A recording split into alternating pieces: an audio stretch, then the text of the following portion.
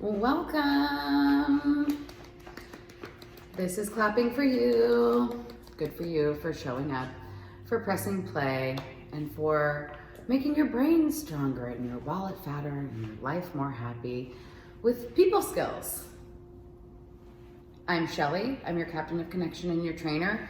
I've been working for Evoke Winery for 15 plus years, and I'm going to help you level up your people skills so that you can have a kick-ass life and make a ton of money. So first thing is first, get rid of all those distractions. You press play, you're here to learn, or come back later. If you've got distractions, you've got things, you can't really sponge it all in, take a little break and come back and visit me later. So this is Body Language 101. So the very first thing we want to learn about with body language is just to start being aware of it.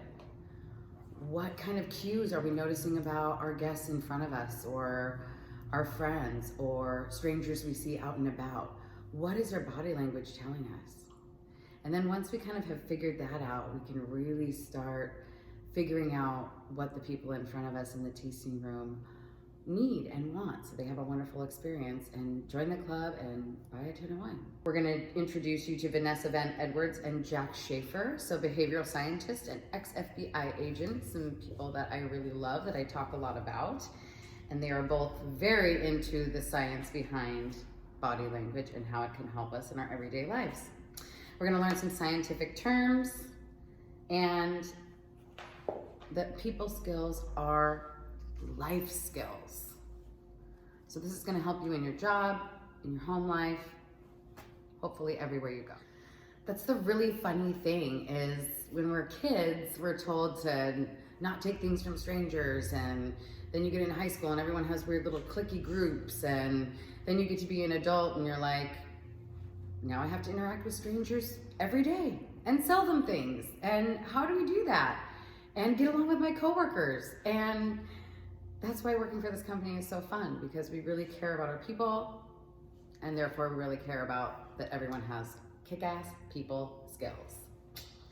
So before we get into it, let's read a little bit from our brand Bible, because one of our brand pillars is all about being modern and not heritage. We're very modern, we're not heritage. We're not kind of stuffy, robotic, dismissive. We're never going to be those things. It exists a lot in the wine world, and that's what we're trying to really get away from. I also want you to throw all your ideas about communication out the window. Our training is also very modern and not heritage. I will train you a lot about wine, but I'm also going to train you about people skills and how to really connect with the person in front of you so that they feel good about their purchase and they want to come back. There's a lot of wineries out there, so we really want to be that above average winery that really gets you, that makes you feel welcome and at home, and that you'll keep coming back. So heritage also says either you have it or you don't. Like, charismatic people are just born that way. Really good salespeople are just born that way. You have to be very extroverted, and you have to be a people person if you want to do this. And that's just not true.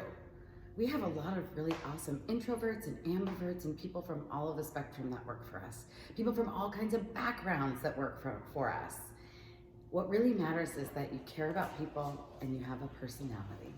We can teach you the rest. We can teach you about wine. We can teach you how to have good people skills. So you made it this far, it means you have a great personality. So body language really starts with that, just noticing it. So I've got a couple of mirroring activities that you can use with your teams, with your mom, with your dog, however you want to experiment with people. There's some really fun mirroring activities that you can try to just get your brain to start noticing body language. And the cool thing about mirroring is that it will light up your brain and make you feel rewarded. Let's learn some brain science about it. So let's learn a little story about mirror neurons and monkeys. So, you know, I love science. We got to throw some science in there. So early in the 1990s, researchers at the University of Parma in Italy were doing work with Marquet monkeys. Quite by accident, when one of the researchers grabbed his food or his lunch for the day, he noticed the neurons in a nearby research monkey became active, as if the monkey were reaching for the food, even though in reality he was just sitting idly by. Startled by this finding, the researchers tested and found that they could repeatedly make the monkey's brain think it was taking action just by watching the researchers. This became the foundation for what are now called mirror neurons. Later in 2010, they found that when somebody mirrors your behavior, the areas of your brain that activate are the same ones that process rewards and make you feel good. So not only is mirroring hardwired in your brain, it's also rewarded. So there's these things going on in our caveman brains that we don't even realize, and just becoming aware of them can really help us in our day-to-day lives. So get off of your booty, take a little break, go try a mirroring activity with a friend. Mi corazón. Sir, flex I do work. Work 6 up like Mike. He's out of sight. Woo! There are so many body language experts out there that we don't even think of as being body language experts. So for instance, this has been going on for years, especially in theater and media. So famous characters like Charlie Chaplin or Silent Bob, Teller from Penn and Teller, Wall-E, or Courage the Cowardly Dog. These characters portray the entire human spectrum of emotion and tell compelling stories from their nonverbals without having to use words at all. Can you think of any other famous cartoons or celebrities that use body language? If you can, comment in the comments below and I'll hook you up with some bonus points. So let's go over some scientific terms that you're gonna need to know because I love brain science and you will too by the end of this. We're gonna drill them all into your brain and you'll be experts soon. So I talk about 3 main neurotransmitters or brain chemicals, these things that make our brains light up and help us feel good. So the first one is serotonin. Serotonin is the neurotransmitter of belonging. So I like to think of like a little baby blanket, like something that makes us feel like soft and warm and like we're at home. When we feel like we're at home, that's serotonin. That's that belonging. Dopamine is the other one. Dopamine is the one for reward.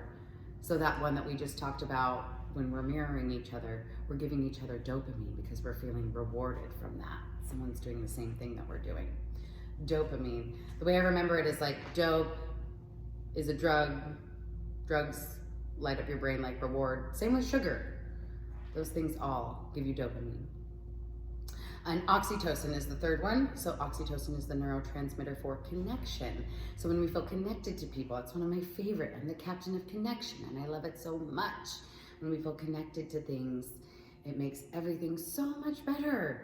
And we feel at ease and it's so much easier to tell somebody what they need to buy or would like to buy if they feel really comfortable with you and like they trust you and they're connected.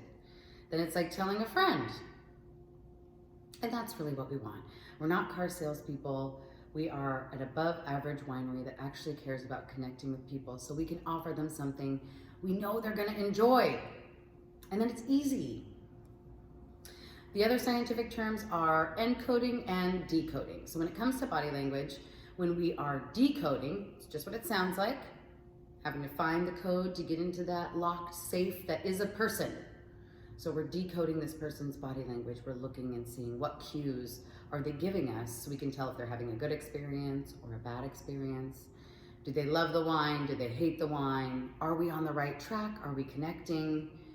Are we making sure that this is going to be a good experience? Encoding is when I'm purposefully using my body language to send out signals to you to make you feel connected, rewarded, and like you belong. And when you have that magical trifecta of brain chemicals going on, sales is super easy, your day is really fun, everyone is smiling and happy. So let's talk about what some of those things are that we can encode, or some of the things we can use with our body language to make people feel happy right away.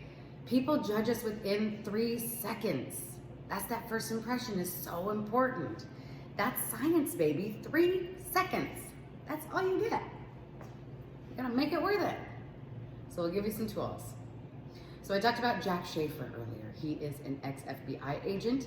He has this fabulous book called The Like Switch, if you're a reader and you want to get nerdy with it. I love it.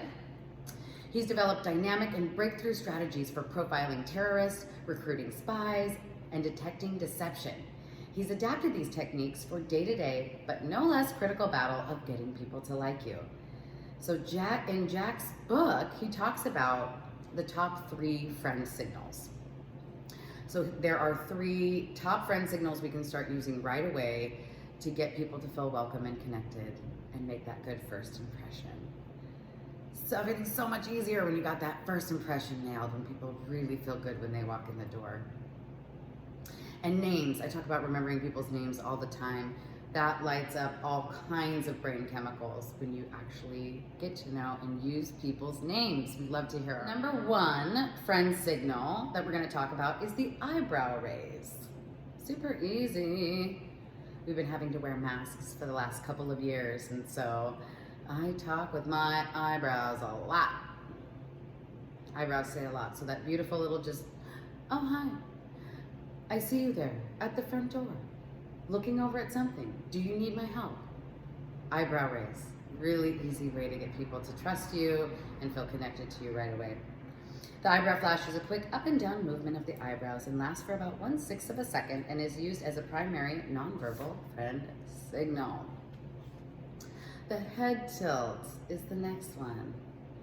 So when you're talking to someone or asking them a connection question or you're listening, it's a good one to do when you're listening to someone. Do the little head tilt. A head tilt to the right or left is a non-threatening gesture. The tilted head exposes one of the carotid arteries. The carotid arteries are the pathways that supply the brain with oxygenated blood. Severing either carotid artery causes death within minutes. People who feel threatened protect their carotid arteries by tucking their neck into their shoulders. People expose their carotid arteries when they meet people who do not pose a threat. So it's not just like a cutesy little thing that you see dogs do all the time. Dogs do that too, and it's so adorable, the head tilt. They're actually saying, I trust you with my life because I'm exposing this carotid artery to you, and that can kill me in seconds. Wonderful. A little science behind that very simple little head tilt thing that you can do. And then the number 3 thing from Jack Schaefer for friend signals today is the smile. A smile is a powerful friend signal.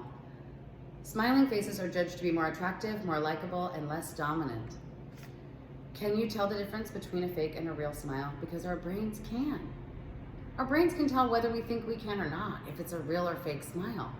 It's the same reason why when you see a woman who has had a lot of plastic surgery on her face, it can kind of seem freaky, or she can kind of seem freaky because her smile doesn't seem real, because she's gotten rid of those wrinkles, those crow's feet. That's where you can really tell. You want to look up into the eyes. A real smile will go up into the eyes. So here's an example. You see this guy here on the one side, this is just kind of a fake smile. And then on the other side, you can see the real smile. It goes up into the eyes. And you can actually tell even with a mask on. Bonus moves.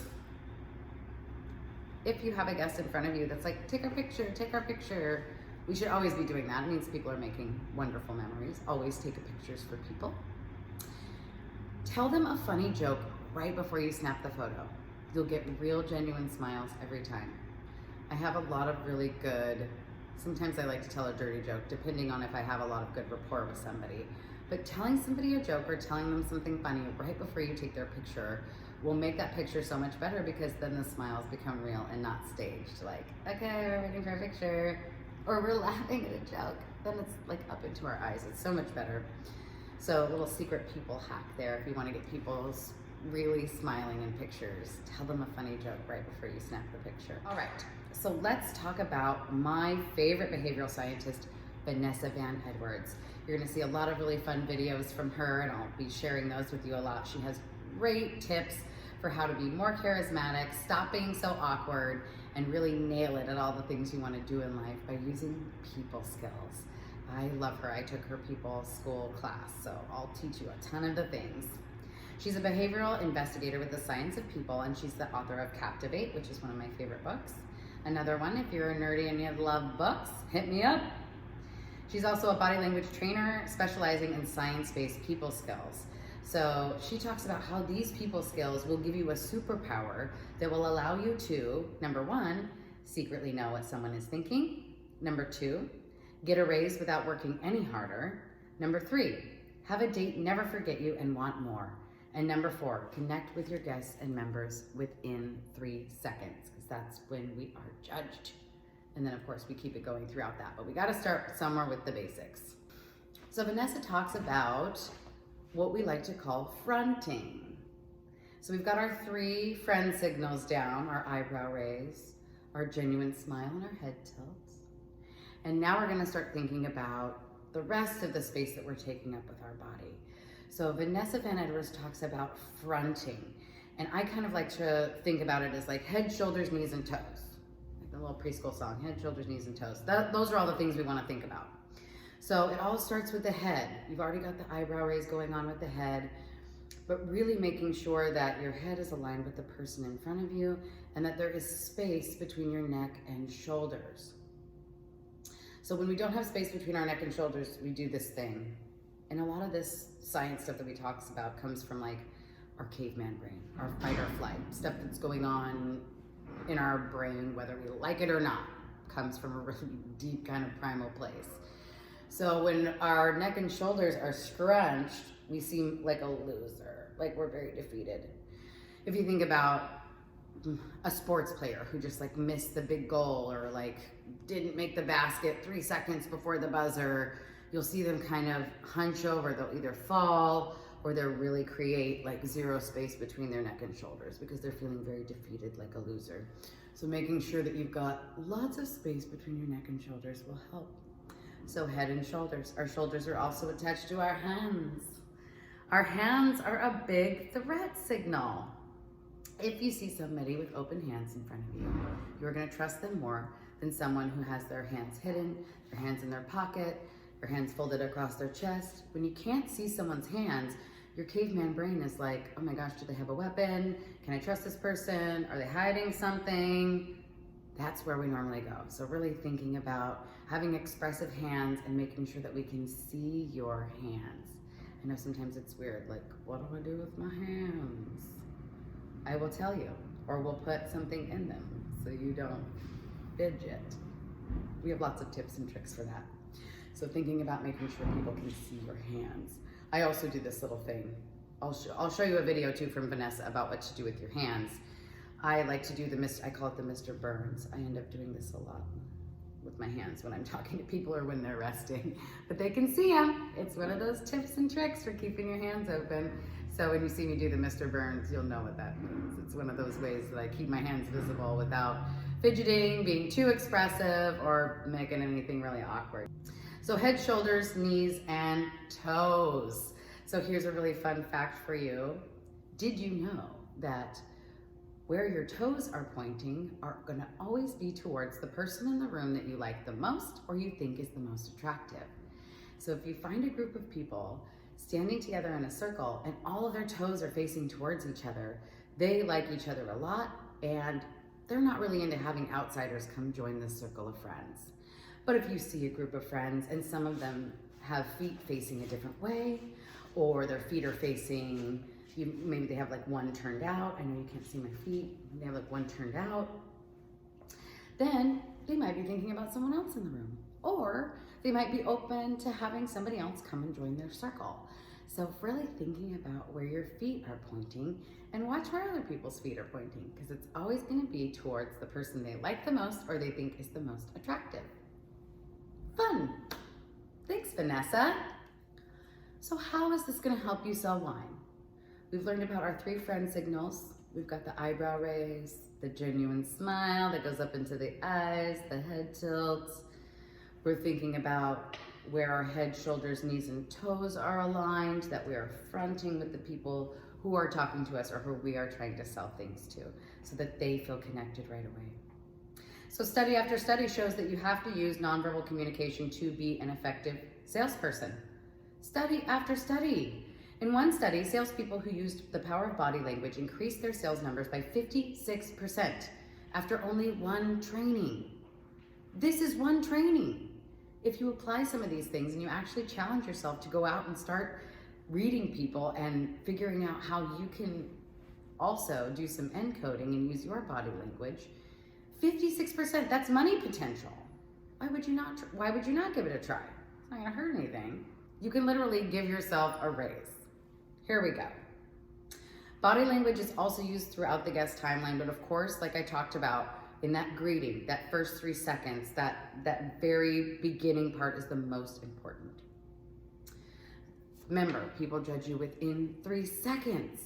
So on top of all of those friend signals, we'll talk about some more friend signals, and then I'll give you some pictures of some couples so that you can start trying to notice what cues they're giving you. I also love to do this experiment when I go out to restaurants, and I'll try to look at the couples and figure out like who's been together for a long time, who's on a Tinder date, maybe how that Tinder date is going, just by looking at their body language. It's really, really fun to do, and you should do it with your guests in the tasting rooms as well.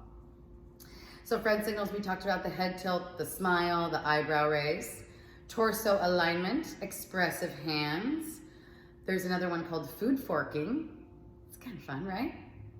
If you're feeding somebody, that's a good signal that you have an intimate relationship. Deep gazing, physical touch, leaning in, and then of course your top and your toes. Where are those pointing? Now we have the other spectrum, and we'll get into that a little bit later, but there are faux signals. So you can tell really easily if you're building rapport with someone, if you're connecting and you're in the right place, or if it's not going so great and we need to figure something else out. So faux signals are just the opposite, not having a smile, you know, the not so good eyebrow raise, no torso alignment, hands are hidden, no eye contact, eye rolling, arms folded, phone out. Having the phone out also is kind of a signal like, I don't really care about this person next to me or what they have to say. Pursed lips, you know what that looks like? You've seen it. And no physical touch. So Jack Schaefer also has his golden rule of friendship, which is something that I absolutely love, and I want to share it with you. So Jack says, the golden rule of friendship is if you want people to like you, make them feel good about themselves. If you make someone feel good about themselves, they will credit you with that good feeling. I want you to really think about that. All you really have to do to make a friend is make somebody feel good about themselves. And then it's so easy. When you think about it, it's so easy to sell something to your friend, right? You'd be like, dude, I went to this winery. They had this awesome red blend, and it was mostly Malbec. I know you love Malbec so much. They had like the cutest label. It was called Ride or Die. You're like my ride or die. We should go check them out. Like you're talking to a friend. Your friend, it's easy to sell stuff to your friends because you have rapport, you have connection with them, and they trust you, right? That's it. We are not your average winery. I am going to actually care about you. I'm gonna get to know your name, and I'm gonna use it.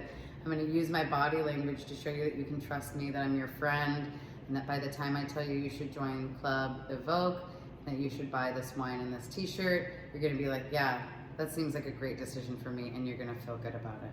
Let's do a little practice. Let's look at some couples. We'll pretend we're at a restaurant. Here's the couples.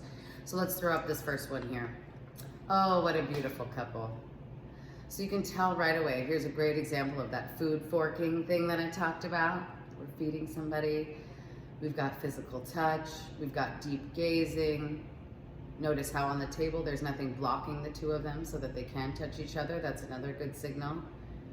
I would say this isn't just a Tinder date, that these people are very connected and they've been together for a long time, is what I would guess, just based on this body language. So that's it. We're just kind of practicing noticing body language. So let's throw up this next photo. Okay, so now we've got this other couple. Again, we've got the head tilt. We've got the deep gazing, physical touch. If you notice any other signals in these photos, put them in the comments and I'll give you some bonus points on assembly. Don't forget, those assembly points are real money, honey. Now let's look at another couple. All right, what are we noticing in this photo? We don't even have torso alignment. We've got some folded arms. We've got some interesting eyebrows going on. I would guess that this is more of a faux situation than a friend situation going on, just based on the body language. What else do you see? Tell me about it. I'm just sitting here by myself. Like, show me some love. Give me some comments. I love it. And then let's look at another couple. Oh, there's a lot of the signals that we talked about in this photo. We've got an eye roll. We've got a phone out. Torsos are not aligned.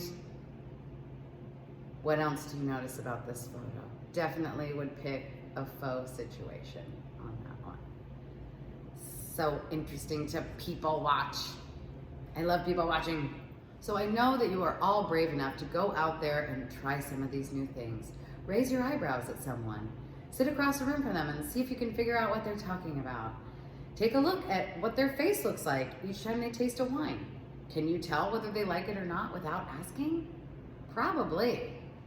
So thank you for watching and getting this little intro into body language. And we'll go into so much more depth as time goes on. But I wanted to give you a little bit of a head start with an eyebrow raise, a good smile, a head tilt, and some good fronting with your people. Give it a try. So before we go, it's time to evoke some gratitude. I love using gratitude to put a genuine smile on my face every day. So today we are grateful for Chelsea Dagger. Yay! Chelsea Dagger is our CFO. She does so many things behind the scenes to make sure that we can all do our jobs and get paid. Thank you so much for being the money boss babe, Chelsea Dagger. Let's give her a round of applause. If you haven't met her yet, here's a cute picture of her. It takes a lot. It takes a lot of badass people behind the scenes to do all these wonderful things. So thank you, Chelsea. And another big shout out to Miss Lindsay, who really loves my dance moves at the end of videos when I show you my sources for the day. So just in case you think I'm just talking out of my armpit, I'm going to do a little dance for you while I scroll and show you all the beautiful people that agree with what I'm saying.